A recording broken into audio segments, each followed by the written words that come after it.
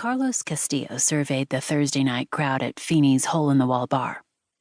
It was a step above a dive bar, and several stories below what most people in Harbor City would call a respectable establishment, which made it perfect for Carlos and the other guys from Maltese Security when they needed to blow off a little steam after closing a case. It also happened to be the site of his impending public humiliation at the hands of his fellow investigators who'd come to Feeney's with him. "Don't even think about pussy now, Los." Cam Hardy tapped his shot glass against Carlos's. "You lost the bet, you pay the price." Fuck.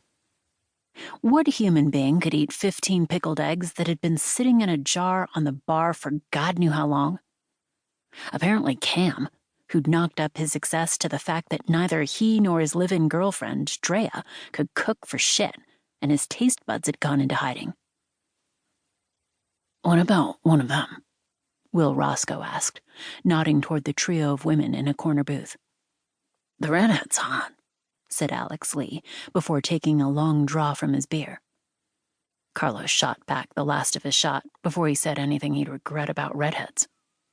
The last redhead he dated had nearly killed him, literally, and he'd had to return the favor. "Not his type," Cam said. Unlike Roscoe and Alex, who were relative newbies to the team, Cam knew the real reason behind Carlos's aversion to redheads. While Cam would shame Carlos into embarrassing himself in a bar full of people, he wouldn't say anything about the shooting that had changed Carlos's life forever. Cam nodded toward the women in the booth. "The girl in the end is more his speed." Right at that moment, the woman in question slid out of the booth and stood up. She couldn't be more than 5'5", even in the thigh-high leather boots with their wicked high heels. She wore skin-tight jeans that clung to her legs like they were made for her tight body, and a top made out of some sort of shimmery material that caught the dim lights when she walked, drawing his attention to the way her tits moved as she strutted across the bar like she owned the joint. The full-body profile view was enough to make him reach for another shot, but then she pivoted at the bar, turning so she faced their table, and he couldn't do a damn thing but stare. Almond-shaped brown eyes, full pink lips, and more than a hint of trouble in the way she tossed her long, light brown hair and laughed at some undoubtedly lame joke from the bartender. "Roll your tongue back in your mouth, Los." Cam shook his head and finished his shot. "If I didn't know any better, I'd think you still spent all your free time pretending to be a warlock or some shit on the computer." The verbal nudge was more than enough to bring him back to reality.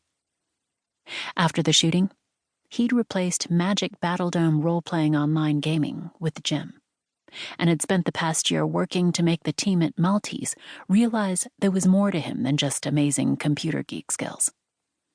And as tonight's celebration of a job well done proved, it had worked. He worked cases in real life now, not just at the keyboard. Carlos settled back in his seat, keeping his gaze locked on the woman as she carried 3 beers back to her booth. The change in direction gave him an ideal view of her curvy ass. "Like most of the guys in this bar wouldn't pretend to be a wizard if that's the game she wanted to play in the bedroom." "I would find a cape right fast." Roscoe raised his shot glass in salute before downing the whiskey. "Well, then I'd say you found your target," Cam smirked. "Go get her, Los." As far as challenges went, it was friendly, but it was still a challenge, and Carlos never backed down from a challenge. For the past year, there hadn't been a single one the Maltese team had issued that he hadn't met head-on, and he always would. This was who he was now. The former geek supreme didn't exist anymore. He'd pushed that guy and his guilt for pulling the trigger so far into a closet that he would never see the light of day again. "One dance." Carlos pushed back his chair and stood, already primed for action, just like any time Scarlett's ghost came haunting. "Yup, the longest slow song you can find on the jukebox," Alex said, barely keeping his laughter in check. "And then she has to buy you a beer."